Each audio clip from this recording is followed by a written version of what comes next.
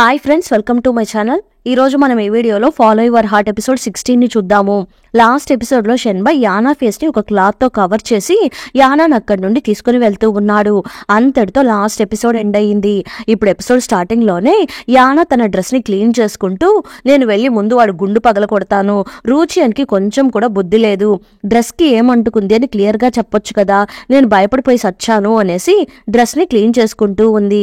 షెన్బై వెంటనే నీకేమంత భయమా అని అడుగుతూ ఉంటే, అవును భయమే, కొన్నిసార్లు నేను అబ్బాయిలాగా మారిపోతాను, కొన్నిసార్లు చిన్నపిల్లలాగా, కొన్నిసార్లు ముసలి వాళ్ళలాగా కూడా మారిపోతూ ఉంటాను, నేను అలా చేంజ్ అవ్వడం ఇంకెవరైనా చూస్తే ఏమైనా ఉందా అనేసి యానా అంటూ ఉంటే, అది విని షెన్బై నువ్వు ఫస్ట్ టైం నా దగ్గర నిజాన్ని ఒప్పుకున్నావు, నీకు కొంచెం ధైర్యం ఎక్కువే అని అంటూ ఉన్నాడు. ఇంకా దాచిపెట్టుకోవడానికి ఏముంది, నేను భయపడిపోయి దాక్కోవడానికి వెళ్తున్నప్పుడంతా నువ్వు నన్ను కాపాడడానికి వచ్చేస్తున్నావు, నిన్ను చూస్తే నా భయం అంతా పారిపోతుంది అని యానా అంటూ ఉంటే, అది విని షెన్బై నవ్వుకుంటూ ఉన్నాడు. కానీ నాకు కొన్నిసార్లు నిన్ను చూసి భయం వేసేది, మన గురించి వీడికి తెలిసిపోయింది, వీడందరికీ చెప్పేస్తాడేమో అని, కానీ చెప్తే చెప్పుకోనే నాకు అనిపిస్తూ ఉంటుంది, ఎందుకంటే అప్పుడు నేను చాలా లోన్లీగా ఫీల్ అవుతూ ఉండేదాన్ని, నా చేంజ్ అయ్యే రూపాన్ని అందరూ చూసుకొనివ్వు అనిపిస్తూ ఉంటుంది అని యానా అంటూ ఉంటే, ఓ అవునా అని షెన్బై అంటున్నాడు.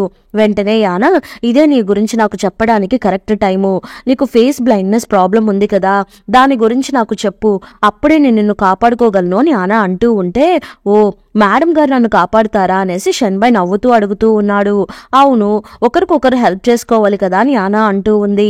సరే ఓకే, నీకు ఎప్పటి నుండి ఇలా జరుగుతుంది అని షెన్బై అడుగుతూ ఉంటే, అదొక పెద్ద స్టోరీ, నేను ఒకరిని వెతుకుతున్నాను అని చెప్పాను కదా, ఆ అబ్బాయిని వెతికి పట్టుకుంటేనే ఈ నిజం అంతా క్లియర్ అవుతుంది, ఒకవేళ ఆ అబ్బాయికి కూడా సేమ్ ఇలాంటి షేప్ లిఫ్టింగ్ ప్రాబ్లం ఉండవచ్చేమో, కానీ నేను కన్ఫామ్ గా చెప్పలేకపోతున్నాను అని యానా అంటూ ఉంటే, షెన్బై వెంటనే అతనికి కూడా ఇలా షేప్ షిఫ్టింగ్ ప్రాబ్లం ఉండవచ్చేమో, అందువల్లే ఆ అబ్బాయి నిన్ను అవాయిడ్ చేస్తున్నాడేమో, ఒకవేళ ఆ అబ్బాయి నిన్ను వెతకాలి అనుకుంటే ఆ అబ్బాయి నీకంటే ముందే నిన్ను వెతికి కనిపెట్టేవాడు, అతను నీ గురించి వెతకలేదు అంటే అతనికి నువ్వంటే ఇష్టం లేదేమో అని షెన్బై అంటూ ఉంటే, నువ్వు అందరినీ అనుమానిస్తూనే ఉంటావు, నీకు మంచి చెడు ఏమీ తెలియదు, నువ్విక్కడ నుండి వెళ్ళిపో అనేసి యానా అంటూ ఉంది. నాలాగా ఈ లోకంలో అతనొక్కడు మాత్రమే ఉండగలడు అనేసి యానా అనుకుంటూ ఉంటే, అది విని షెన్బై, యానా నువ్వు లోన్లీగా ఉంటున్నావు, నాకు నిజంగానే ఫేస్ బ్లైండ్నెస్ ప్రాబ్లం ఉంది, నేను ఎవరిని సరిగా చూడలేను, అందువల్ల నేను వాళ్ళని అనుమానించి తీరాల్సిందే, నేను వాళ్ళని అనుమానించి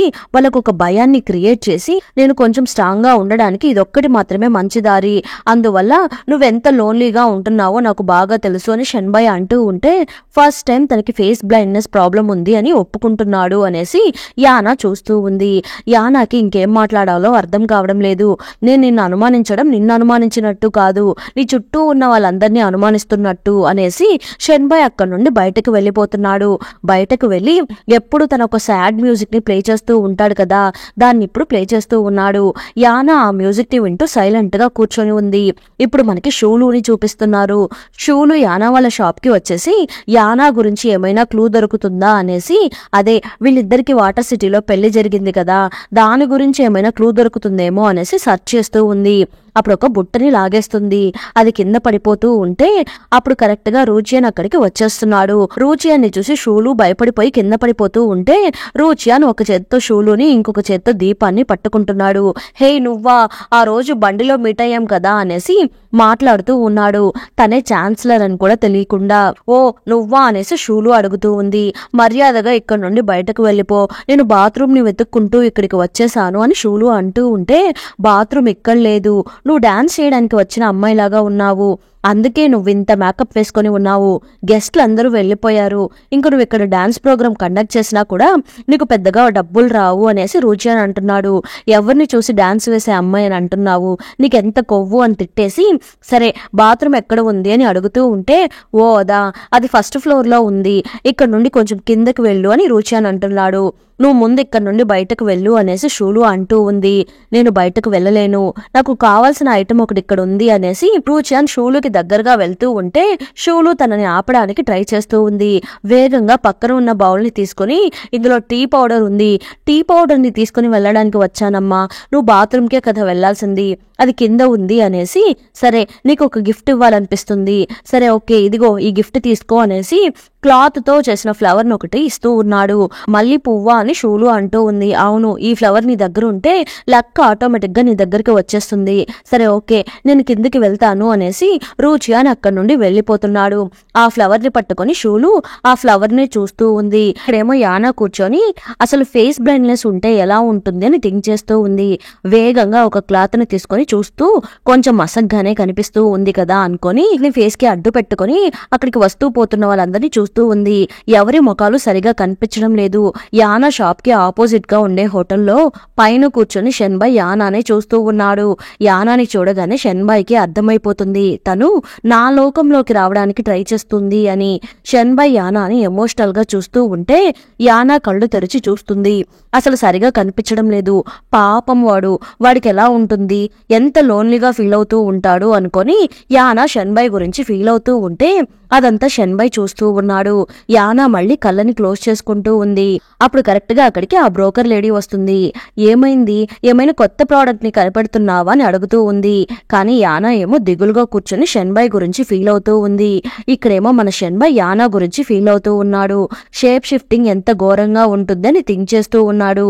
అప్పుడు అక్కడికి ఒక అతను వచ్చి మన వర్క్ లో మంచి ప్రోగ్రెస్ ఉంది, మనకు ఒక క్లూ దొరికింది, రండి ఆ కాస్ట్లీ కాఫీ షాప్ దగ్గరికి వెళ్దాము అని అంటూ ఉన్నాడు. అందరూ అక్కడికి బయలుదేరుతున్నారు. లోపలికి వెళ్లి చూస్తే అక్కడ ఉన్న వాళ్ళందరూ జోర్నియాని బాగా యూజ్ చేసినట్టు ఉన్నారు. వాళ్ళందరినీ షెన్బాయ్ పట్టుకుంటున్నాడు. అప్పుడు అక్కడికి ఒక అతను వచ్చి ఇక్కడ ఉన్న వాళ్ళంతా బాగా రిచ్ ఫ్యామిలీకి చెందిన వాళ్ళు, పైగా కొంతమంది గవర్నమెంట్ ఎంప్లాయీస్ పిల్లలు కూడా ఉన్నారు.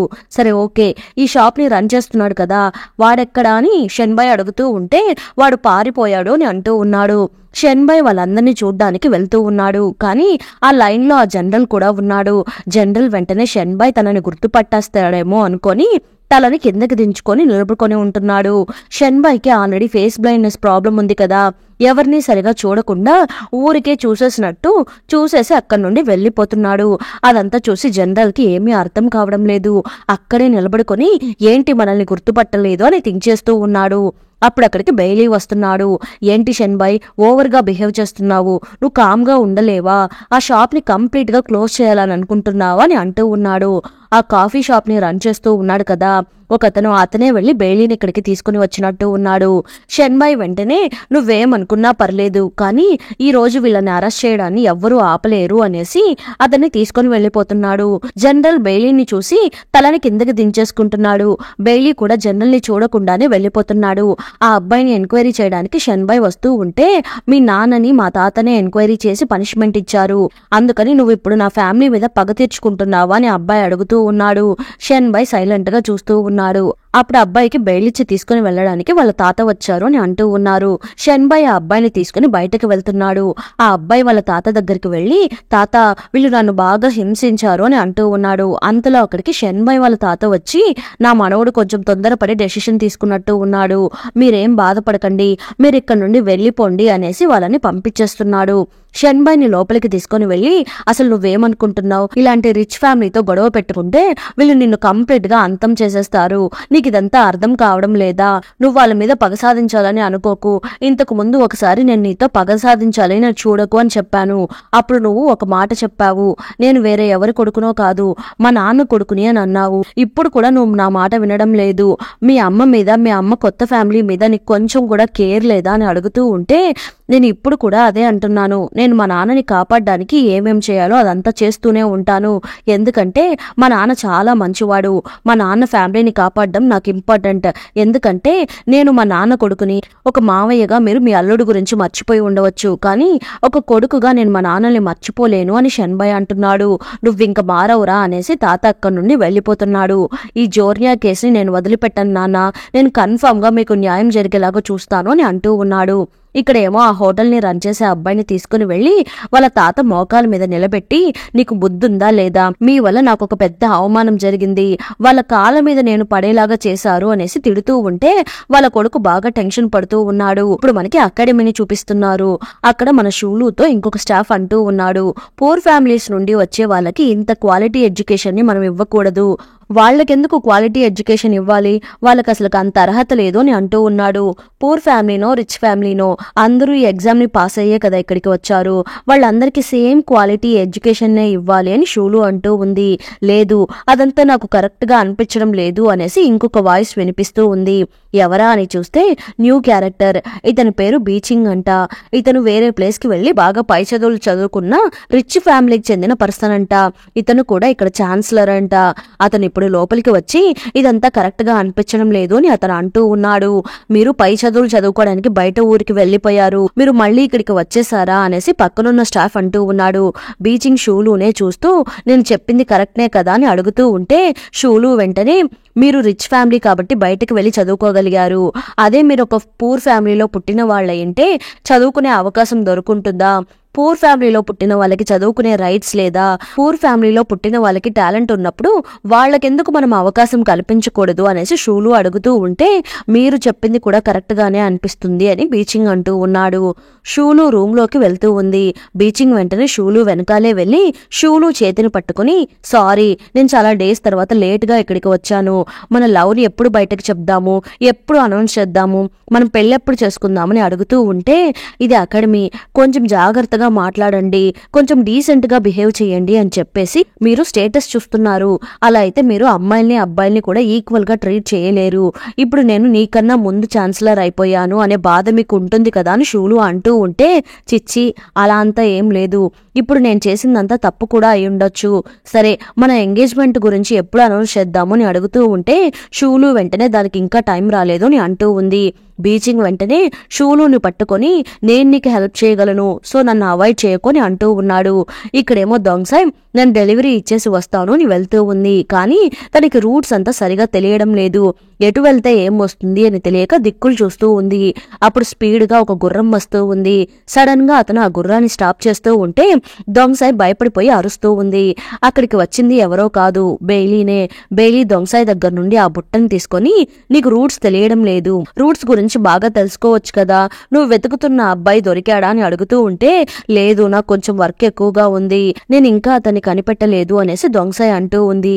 ఏంటి వర్క్ ఎక్కువ ఉందా, నువ్వు అసలు అక్కడ వర్క్ చేయడం నీకు సెట్ అవ్వదు, త్వరగా అక్కడి నుండి వెళ్ళిపో అని బెయిలీ అంటున్నాడు.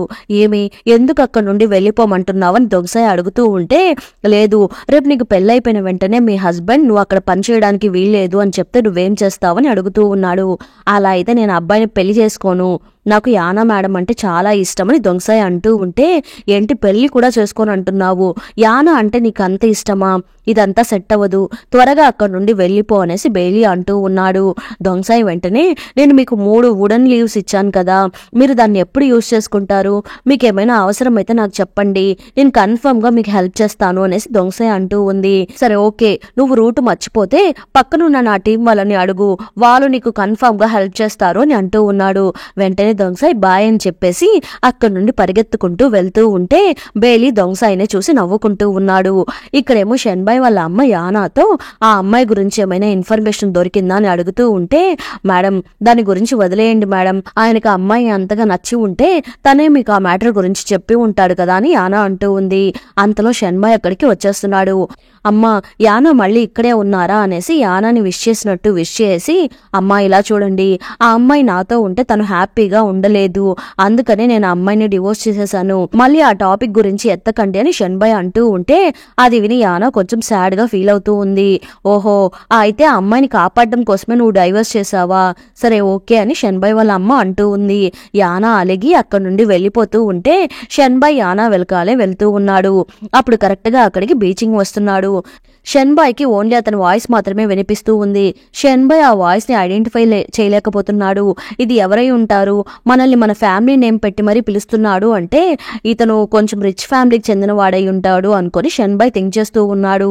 ఏంటి నన్ను మర్చిపోయారా అని బీచింగ్ అడుగుతూ ఉంటే యానా వెంటనే మనం ఏమైనా హెల్ప్ చేయాలి అనుకొని నా నేమ్ యానా, నేను మిమ్మల్ని ఏమని పిలవాలి అని అడుగుతూ ఉంటే నా పేరు బీచింగ్ అనేసి తనని తాను ఇంట్రడ్యూస్ చేసుకుంటున్నాడు.